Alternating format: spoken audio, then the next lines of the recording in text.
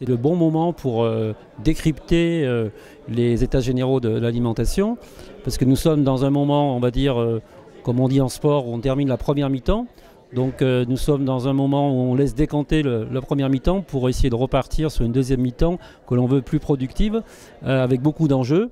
Voilà. Et puis je trouve que le débat a été riche, très divers, avec des sensibilités, on va dire, différentes, mais en même temps un alignement sur une volonté de réussir cette transformation de la ferme France et de la filière alimentaire française. C'était une première mi-temps de découverte, moi je trouve, vraiment, parce qu'en fait tout le monde a appris à se connaître. Il y a eu 14 ateliers, enfin au moins 7 ateliers qui ont démarré, et donc les gens ont appris à travailler ensemble. Donc c'est la première étape, le vivre ensemble, le travailler ensemble, et ça c'est un événement important.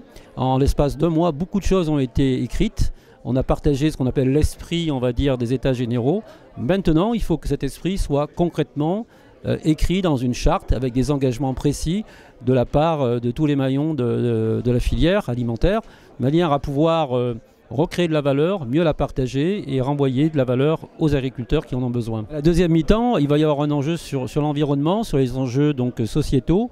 Et donc l'idée sur cette deuxième mi-temps, c'est surtout de ne pas regarder que la France, mais de regarder au niveau européen tous les enjeux environnementaux et de pouvoir se comparer avec nos partenaires allemands, danois, néerlandais, qui ont les mêmes préoccupations sur l'environnement.